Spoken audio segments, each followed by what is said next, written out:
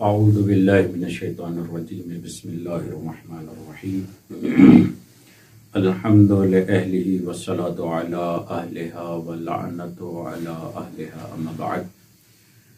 حضرت فاطمہ الزہرا کی شخصیت بی بی عائشہ کی نگاہ میں آپ توجہ فرمائیں کہ بی بی عائشہ یہ بیان کرتی ہوئی نظر آتی ہیں کہ رسول خدا کے ساتھ جو مشابہ ترین ذات، جو شبیہ ترین ذات، گویا کہ رسالت کا جو آئینہ قرار پاتی ہیں خواتین میں، وہ حضرت فاطمہ الزہرا کی ذات ہے۔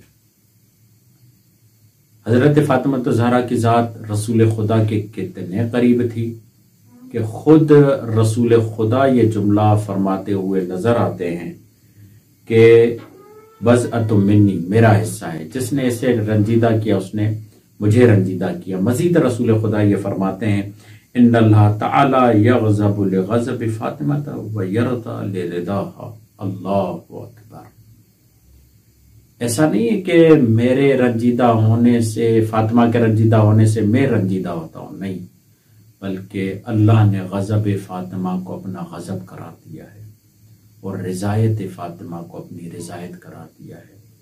بس یہیں سے ہمیں سمجھ میں آتا ہے یہ جو ہم روزانہ سورۃ الفاتحہ میں پڑھتے ہیں غیر المغضوب علیہم، یہ وہ کون افراد ہیں جن کے لیے سورہ فاتحہ میں یہ آتا ہے کہ یہ مغضوب نہیں ہے، یعنی پروردگار عالم فاطمہ کے دشمنوں کی بات کر رہا ہے، کیونکہ جس سے فاطمہ غضبناک اسے خدا غضبناک ہے۔ بی بی عائشہ رسول خدا اور جناب فاطمہ کی شباہت اور ان کے رشتے اور ان کی قربت اور ان کی محبت کو بیان فرما رہی ہے۔ آپ نے سماعت فرمایا کہ رسول خدا جب بی بی فاطمہ آتی تھی تو ان کا استقبال کرتے تھے۔ صرف ایسا نہیں ہے بلکہ جب رسول خدا آتے تھے تو بی بی فاطمہ بھی اسی انداز سے استقبال کرتی تھی۔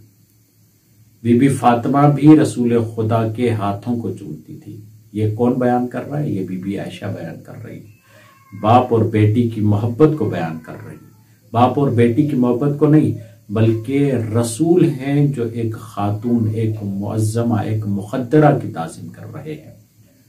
وہاں پر بی بی عائشہ یہ کہتی ہیں کہ جب رسول آتے تھے بی بی فاطمہ کے گھر پہ تو بی بی فاطمہ قیام کرتی تھی، کھڑی ہو جاتی تھی، نہ صرف کھڑی ہو جاتی تھی بلکہ استقبال کرتی تھی، آگے بڑھتی تھی، نہ صرف آگے بڑھتی تھی بلکہ رسول خدا کو چومتی تھی، ہاتھوں کو چومتی اور آ کر اپنی جگہ پہ بٹھا دیتی۔ یعنی یہ عمل بتا رہا ہے کہ رسالت کی جگہ پر اگر کوئی ذات بیٹھ سکتی ہے تو وہ فاطمہ ہے، اور فاطمہ کی جگہ پر اگر کوئی ذات بیٹھ سکتی ہے تو وہ رسالت ہے۔ اس لیے کہ الفاطمہ بضعۃ منی، یعنی یہ دو جسد ایک روح ہیں۔ اسی لیے رسول خدا نے کہا ہے کہ فاطمہ میرا قلب ہے، میری روح ہے، یعنی جب تک فاطمہ ہے رسالت کو بقا ہے۔ مزید آپ توجہ فرمائیں، بی بی عائشہ یہ جملہ فرماتی ہیں، اس سے یہ واضح ہو جائے گا کہ سیدہ فاطمہ الزہرا کا مقام اور ان کی منزلت کیا ہے۔ رسول خدا سے نقل کرتی ہیں، بی بی عائشہ فرماتی ہیں کہ رسول خدا نے کہا ان فاطمہ سیدۃ نساء العالمین، میری بیٹی تمام عالمین کی عورتوں کی سردار ہے۔ یعنی یہ بی بی عائشہ کا قول نقل کرنا بتاتا ہے کہ بی بی عائشہ یہ بتا رہی ہے کہ اگر میری بھی کوئی سردار ہے تو اسے فاطمہ کہتے ہیں۔ یہ دنیا والوں یہ مت سمجھنا کہ میں رسول کی زوجہ ہوں تو میں فاطمہ کی ماں ہوں، نہیں، فاطمہ تو اپنے باپ کی بھی ماں ہے، ام و ابیہ ہے۔ کون جسارت کر سکتا ہے کہ فاطمہ پر فضیلت حاصل کرے؟ کون جسارت کر سکتا ہے کہ فاطمہ پر فوقیت حاصل کرے؟ بی بی عائشہ یہ کہتی ہیں، رسول خدا یہ جملہ فرماتے ان فاطمہ سیدۃ نساء العالمین۔ پھر ایک دوسری سیادت کو بی بی فاطمہ نے، دیکھیں کتنی باریک بینی سے be be Fatima be be Aisha شان فاطمہ کو بیان کر رہی ہے۔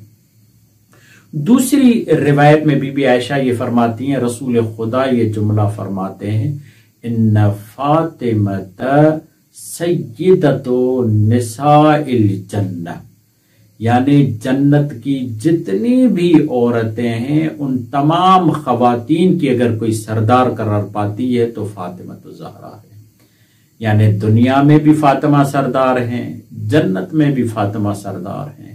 یعنی بی بی عائشہ بتانا چاہتی ہیں اگر دنیا میں سرخرو ہونا چاہتے ہو، دنیا میں عزت پانا چاہتے ہو، دنیا میں رسول کے قریب رہنا چاہتے ہو، دنیا میں رسول کے نور نظر رہنا چاہتے ہو، تو رسول کے نور نظر فاطمہ سے محبت کرو، اور اگر آخرت میں فاطمہ کا قرب چاہتے ہو تو فاطمہ سے محبت کرو، کیونکہ تمام عورتوں کی سردار اگر کوئی ذات ہے تو اسے فاطمہ کہتے ہیں۔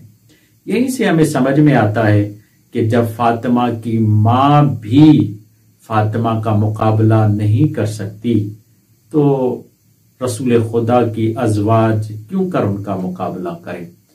کیونکہ رسول خدا نے بی بی خدیجہ کو بھی جنت کی عورتوں کی سردار قرار نہیں دیا۔ در حالی کے ایک روایت ہے، یہ بھی بی بی عائشہ سے روایت ہے کہ رسول خدا نے فرمایا کہ جنت 4 خواتین کی مشتاق ہے۔ پوچھا گیا یا رسول اللہ کون سی وہ 4 خواتین ہیں؟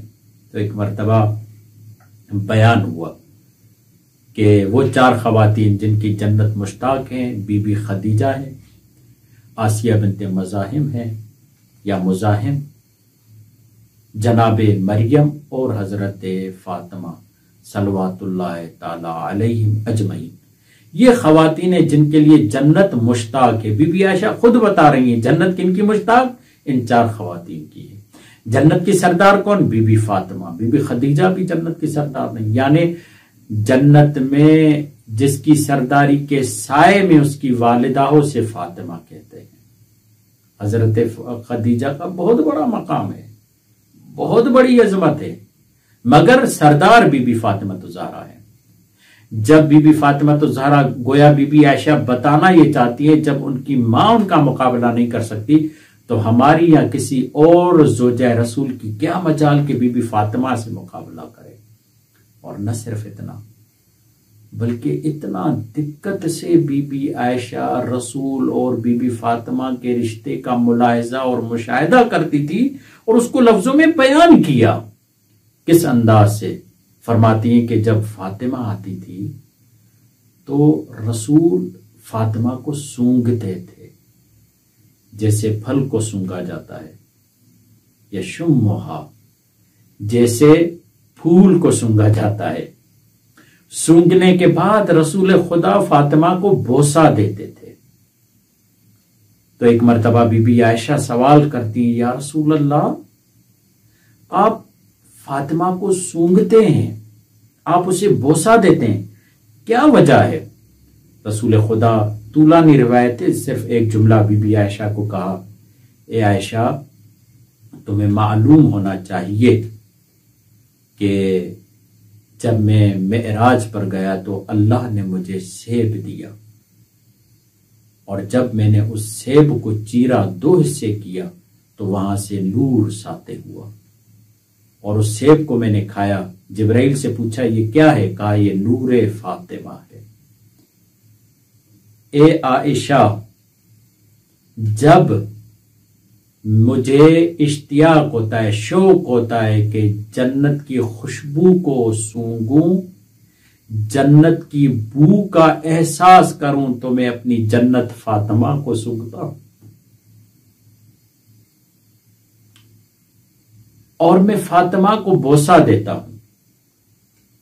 بس یہاں پر آپ اندازہ لگائیں کہ مقام حضرت فاطمہ الزہرا کتنا عظیم، بلند، عرفہ و اعلیٰ ہے کہ بی بی عائشہ رہ نہیں پاتی جناب فاطمہ کے ذکر کے بغیر، لمحہ لمحہ بیان کرتی ہیں۔ عجیب روایت بی بی عائشہ کہتی ہے کہ فاطمہ کے چہرے کا نور اتنا تھا جب رات کی تاریکی ہوتی اور ہماری سوئی گم ہو جاتی تو ہمارے پاس گویا کہ یہ میں اپنی طرف سے جملہ معترضہ بتا رہا ہوں اور 2 روایتیں ہیں، گویا کہ بی بی عائشہ بتانا چاہ رہی ہیں کہ ہمارے پاس 2 شخصیتیں تھیں جن کے چہرے کے نور سے ہم سوئی رات کی تاریکی میں تلاش کر لیتے تھے، یا رسول خدا تھے یا فاطمہ زہرا تھی، کیوں نہ ہو، کیونکہ فاطمہ آئینہ رسالت ہے، جس کو اتنے اشتیاق سے رسول بوسا دیتے تھے، جس کو اتنے اشتیاق سے رسول محبت کرتے تھے۔ وہ کیا مقام ہوگا جب فاطمہ پر ہاتھ اٹھایا گیا ہوگا، وہ کیا مقام ہوگا جب فاطمہ پہ تعزیہ نہ اٹھایا گیا، وہ کیا مقام ہوگا۔ ہاں یہی وجہ ہے، عجیب علماء نے عجیب بات بیان کی ہے، کہتے ہیں اس واقعے کے بعد جب دروازے کو آگ لگائی گئی، اس واقعے کے بعد علی مولا فاطمہ زہرا صلوات اللہ تعالی علیہا کے قریب نہیں آتے تھے، یعنی مولا علی کوشش کرتے تھے کہ کنار کنار رہیں، سیدہ کے روبرو نہیں ہونا چاہتے تھے، آنکھ سے آنکھ نہیں ملانا چاہتے تھے۔ آپ سمجھ سکتے ہیں کہ غیرت مند انسان کے لیے کتنا مشکل ہے۔ گویا علی مولا سوچ رہے ہو کہ کہیں ایسا نہ ہو فاطمہ مجھ سے پوچھ لے، اے علی آپ کی موجودگی میں یہ کیا ہو گیا۔ مگر ایک دفعہ بی بی فاطمہ نے علی کو بلا لیا، علی مولا گئے، بی بی فاطمہ اپنے بسترے بیماری پر ہیں، کہا یا علی مجھے سہارا دو۔ علی مولا نے سہارا دیا۔ فاطمہ کیا کرنا چاہتی ہیں؟ یا علی میں آپ کی تعظیم کرنا چاہتی ہوں۔ اے آقا ذاتی، اس بستر بیماری پہ مولا علی کی تعظیم کا فلسفہ کیا ہے؟ گویا کہ عجب نہیں بی بی فاطمہ کی طرف سے آواز آئے، تم دیکھتے نہیں علی مجھ سے نظریں چرا چرا کر چلتے ہیں، علی میرے سامنے روبرو نہیں ہوتے۔ میں بتانا چاہتی ہوں یا علی آپ کی عظمت میں کوئی کمی نہیں آئی، آپ کی معرفت میں کوئی کمی نہیں آئی، میں آپ کو امام سمجھتی تھی، امام ہیں، آپ میرے آقا ہیں، آپ میرے سردار ہیں، جو کچھ ہوا اس میں آپ کی کوئی تقصیر نہیں۔ بی بی فاطمہ نے بڑی کوشش کی کہ کھڑے ہو کر مولا علی کی تعظیم کریں، مگر بی بی کامل کھڑی نہ ہو سکی۔ علی مولا نے کہا اے زہرا کافی ہے، میں نے قبول کر لیا۔ ایک مرتبہ مولا علی نے اپنا ہاتھ بی بی کے سرہانے پہ دیا، بی بی کے پشت پہ دیا۔